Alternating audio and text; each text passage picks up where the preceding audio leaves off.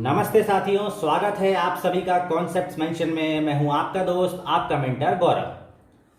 तो आज हमारा टॉपिक रहेगा inertial and non inertial frame of reference and pseudo force. ये फ्रेम ऑफ रेफरेंस ये पूरा नहीं लिख पाता मैं, इसलिए मैंने FOR करके शॉर्ट में लिखा है। इसका मतलब है फ्रेम ऑफ रेफरेंस। अच्छा, इसके पहले हम लोग बात कर रहे थे हमारे न्यूटन्स लॉ की सीरीज के बारे में। हमने न्यूटन्स फर्स्ट लॉ देखा, सेकंड लॉ देखा, थर्ड लॉ देखा। तीनों न्यूटन सर के हमने लॉज देखे थे और वो लॉज भी हम लोगों ने दो दो पार्ट में देखे। जब हमसे एक वीडियो में नहीं कवर अप हो पाया तो हमने दो दो वीडियो में आपको बताया। न्यूटन्स के लॉ सारे हमने एक्सप्लेन करे, उनके सारे प्रिंसिपल्स को हम लोग समझते हुए यहाँ तक आए हैं।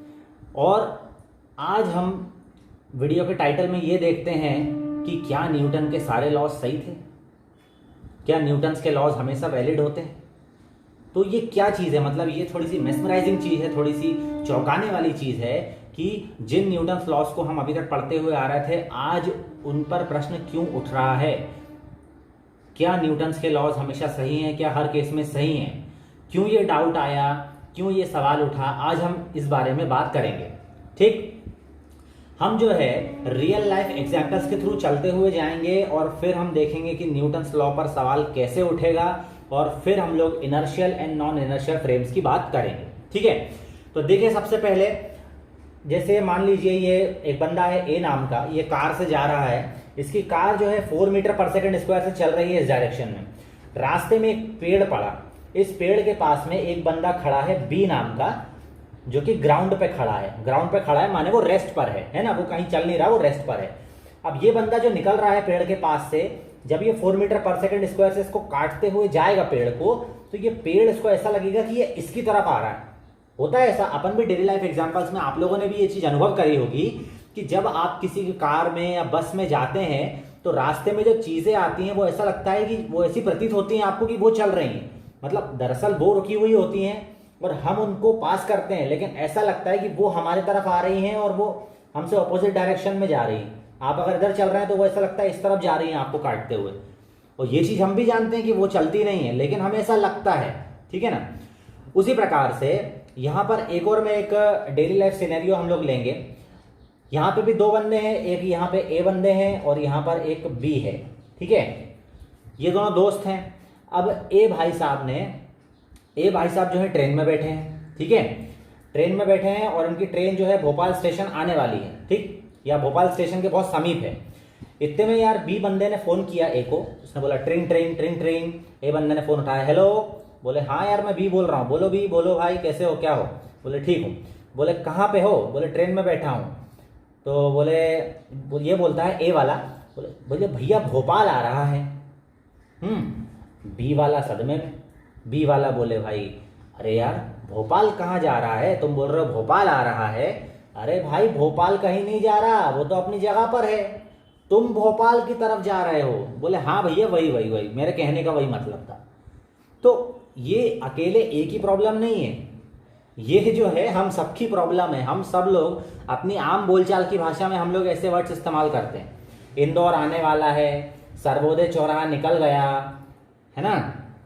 मतलब हम ऐसा जस्टिफाई करते हैं कि जो चीज या जो जगह है वो हमारी तरफ आ रही है, ना कि हम उस तरफ जा रहे हैं।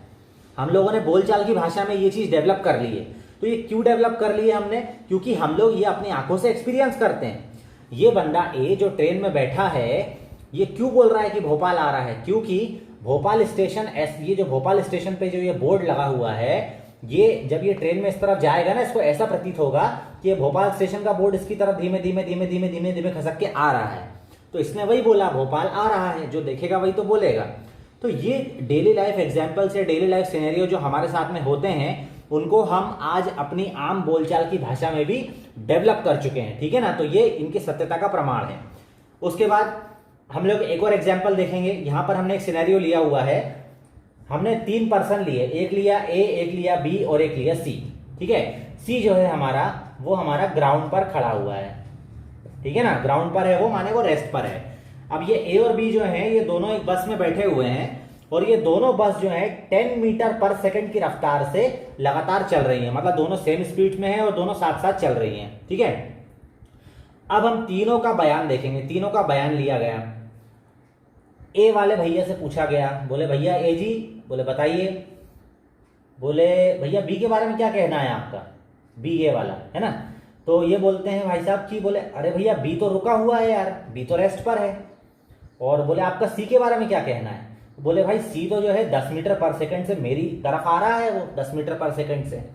अच्छा ठीक है, बी वाले भाई से पूछा गया ए का क्या है, ए रुका हुआ है, ए जो है बी के संबंध में ए रुका हुआ है, और सी क्या दिख रहा है उसको, सी 10 मीटर पर सेकंड से मेरी ओर आ रहा है। सी से पूछा गया ए और बी के बारे में, तो सी भाई साहब क्या कहते हैं कि ए भी 10 मीटर पर सेकंड से चल रहा है और बी भी 10 मीटर पर सेकंड से चल रहा है ना, जो कि सही भी है। ये दोनों 10 मीटर पर सेकंड से चल रहे हैं और ये बेचारा तो रुका हुआ है। ठीक है, तो हम लोग इस एग्जाम्पल के थ्रू जो है हम लोग क्लियरली समझ सकते हैं, बिल्कुल एग्जैक्टली हम लोग ये समझ सकते हैं कि मोशन कभी भी एब्सोल्यूट नहीं होता। Motion is never absolute. ठीक है, कोई एक चीज, ये हमने लिखा भी है यहां पर कि कोई भी चीज मोशन में है कि नहीं वो डिपेंड करती है उसके ऑब्जर्वर पर। कोई भी एक चीज किसी के अनुसार वो चीज चलती हुई हो सकती है और किसी के अनुसार वो रुकी हुई हो सकती है। जैसे मान लीजिए यहां पर अगर आप बी देखोगे तो बी जो है वो ए के संबंध में रुका हुआ है, ए तो बोलेगा वो रुका हुआ है लेकिन सी के लिए वो चल रहा है। अगर आप उसी प्रकार से सी को देखोगे तो वो ए और बी दोनों के लिए चल रहा है, बल्कि वो रेस्ट पर है। किसी तीसरे बंदे के लिए जो यहाँ ग्राउंड पे खड़ा है वो बोलेगा रेस्ट पर है, लेकिन ए और बी बोलेंगे ये चल रहा है। उसी प्रकार से ए है, ये बी के लिए तो रुका हुआ है लेकिन सी के लिए चल रहा है। मतलब एक बंदा या एक कोई बॉडी जो किसी के लिए रुकी है वो दूसरे के लिए चल रही है। तो मोशन भी एब्सोल्यूट चीज नहीं है। मोशन अब क्या हो गया, मोशन हो गया रिलेटिव। मोशन जो है किसी के अनुसार कोई चीज मोशन में है, किसी के अनुसार कोई चीज रेस्ट पर है। ठीक है, तो हमने वही बोला कि कोई भी चीज मोशन में है कि नहीं वो डिपेंड करेगी ऑब्जर्वर पर, माने देखने वाले पर डिपेंड करेगी कि सामने वाली चीज चल रही है कि नहीं चल रही है। तो जब मोशन ही डिपेंड हो गया ऑब्जर्वर पर, तो लॉज ऑफ मोशन माने मोशन के नियम भी तो ऑब्जर्वर पर डिपेंड करेंगे, नहीं करेंगे? बताइए, जब ऑब्जर्वर पर डिपेंड करने लगा मोशन भी कि मोशन है कि नहीं, भाई आपको पता ही नहीं है कि मोशन कर रही है कि चीज सामने वाली की नहीं कर रही है, तो लॉज ऑफ मोशन भी आप कैसे लगाओगे? तभी तो लगाओगे जब आपको पता रहेगा कि चीज रेस्ट पर है या मोशन में। तो लॉज ऑफ मोशन भी अब ऑब्जर्वर पर डिपेंड करेंगे, ये इससे कंक्लूजन निकाला गया। इन डेली लाइफ एग्जांपल से आगे जाके साइंटिस्ट ने ये कंक्लूजन निकाला कि मोशन हमेशा रिलेटिव होता है, कभी भी एब्सोल्यूट नहीं होता, और लॉज ऑफ मोशन या मोशन जो है वो ऑब्जर्वर पर डिपेंड करेंगे। अच्छा, ऑब्जर्वर थोड़ा सा जो है नॉन साइंटिफिक टर्म है, तो इसको जो है साइंटिफिक लैंग्वेज में इन्होंने डिफाइन किया फ्रेम ऑफ रेफरेंस। ये जो फ्रेम ऑफ रेफरेंस है यही है scientific name of the observer. हमारा ऑब्जर्वर मतलब जो बॉडी को ऑब्जर्व कर रहा है, जो बॉडी को देख रहा है, वो कहलाएगा हमारा फ्रेम ऑफ रेफरेंस। और इसी फ्रेम ऑफ रेफरेंस को दो भाग में बांटा गया, inertial frame of reference and non inertial frame of reference, जो कि हमारा आज का टॉपिक है, जिसके बारे में आज हम बात करेंगे। तो inertial frame of reference and non inertial frame of reference.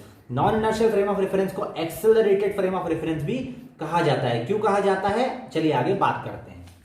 तो दोस्तों, दो प्रकार के फ्रेम ऑफ रेफरेंसेस होते हैं, एक होता है इनर्शियल फ्रेम ऑफ रेफरेंस, एक होता है non inertial frame of reference. ठीक है, तो इनर्शियल फ्रेम ऑफ रेफरेंस कौन से फ्रेम ऑफ रेफरेंस, या फ्रेम ऑफ रेफरेंस का आप इतना सा समझ लीजिए कि फ्रेम ऑफ रेफरेंस माने ऑब्जर्वर, और अब हम इसको ऑब्जर्वर ही बोलेंगे। ठीक है, तो एक होता है इनर्शियल ऑब्जर्वर और एक होता है नॉन इनर्शियल ऑब्जर्वर। ठीक है, नॉन इनर्शियल ऑब्जर्वर को एक्सेलरेटेड ऑब्जर्वर भी बोलते हैं। क्यों बोलते हैं? क्योंकि ये ऑब्जर्वर एक्सेलरेटेड होता है, ये हमेशा एक्सेलरेटेड होगा, इसका जो मोशन रहेगा वो हमेशा एक्सेलरेटेड होगा।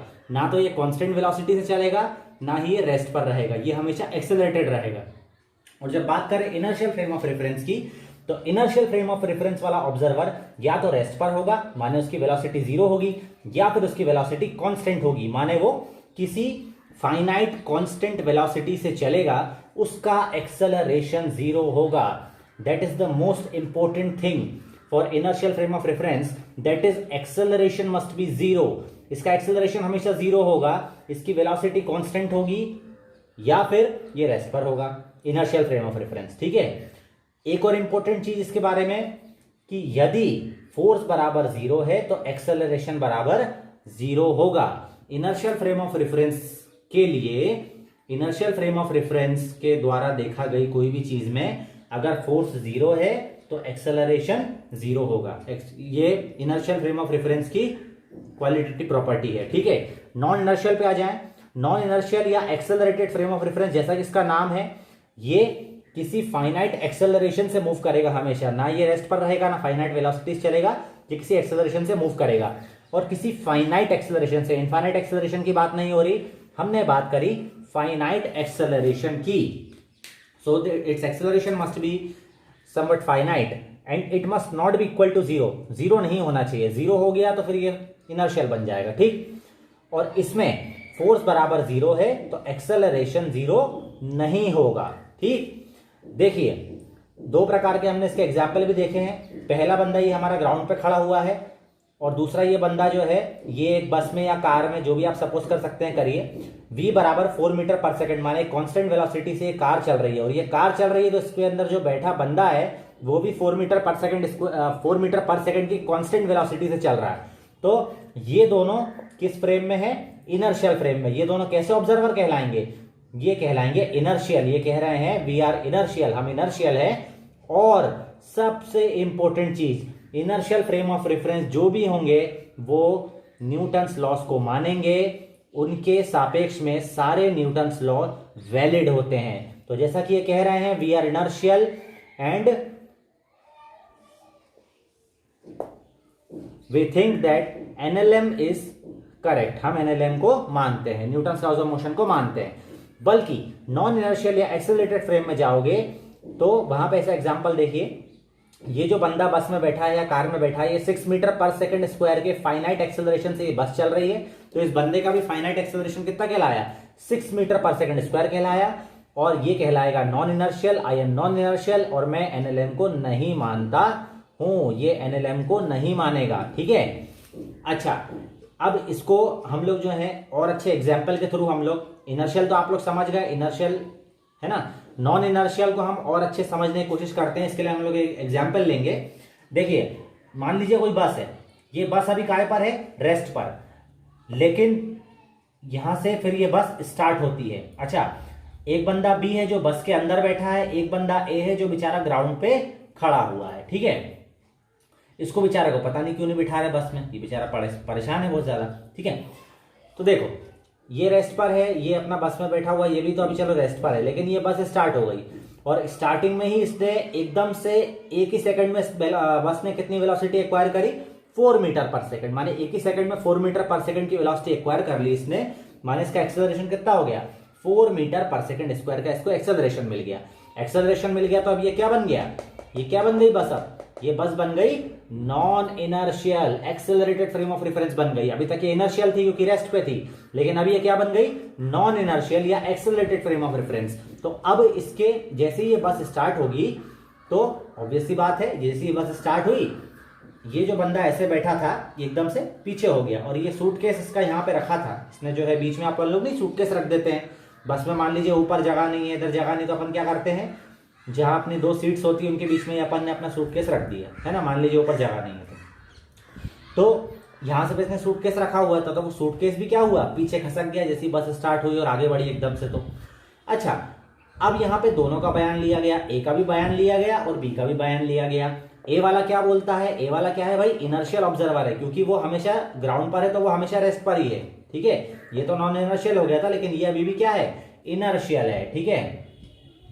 तो इनर्शियल वाला कह रहा है कि भाई ये जो हुआ कि ये पीछे फंस के और ये सूटकेस पीछे आया, भाई ये तो इनर्शिया की वजह से हुआ, क्योंकि रुकी हुई बस एकदम चल दी एक्सेलरेशन के द्वारा, एकदम एक्सेलरेशन मिल गया उसको, तो जाहिर सी बात है कि वो जो है इनर्शिया की वजह से, इनर्शिया ऑफ रेस्ट की वजह से ये बॉडी दोनों अपनी स्टेट को, अपनी जो स्टेट ऑफ रेस्ट थी उसको छोड़ने के लिए तैयार नहीं थी, इसलिए वो पीछे की तरफ हुई दोनों बॉडीज, तो इनर्शिया की वजह से हुआ। तो ये तो था इनर्शियल वाला जो कि एनएलएम को मानता है, जो मतलब इनर्शिया को मानता है।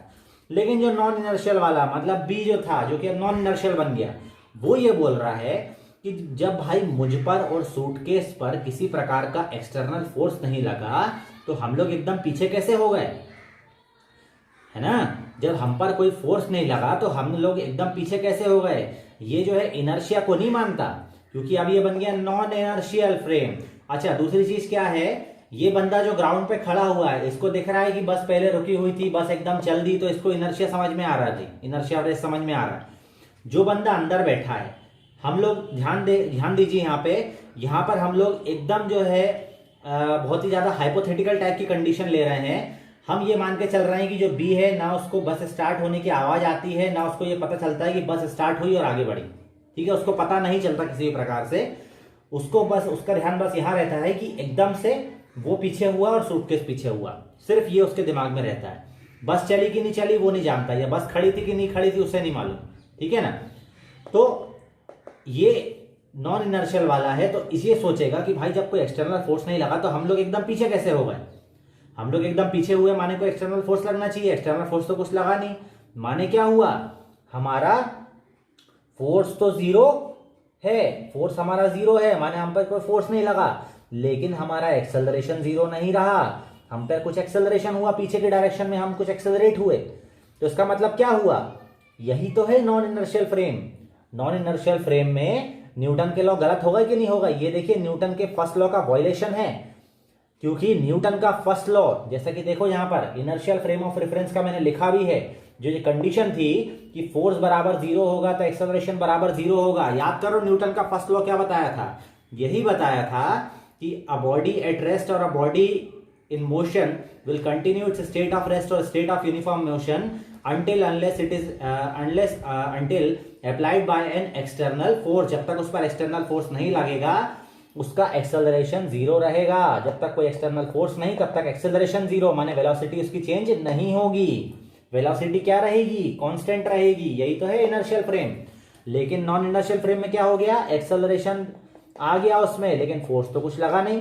तो ये कैसा हुआ, न्यूटन्स लॉ का वायलेशन नहीं हुआ कि भाई एक्सटर्नल फोर्स तो लगा नहीं, फ्री फोकट में एक्सेलरेशन मिल गया तुम्हें।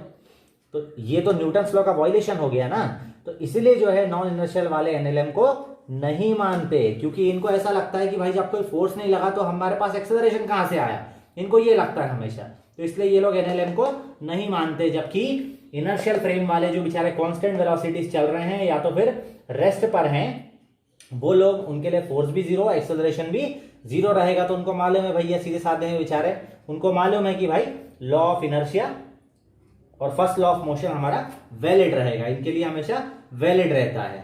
ठीक है, ये बात आई समझ में। अच्छा, सो दोस्तों इसके आगे के वीडियो लेसन का लिंक आपको इस वीडियो में 3 जगह दिया गया है।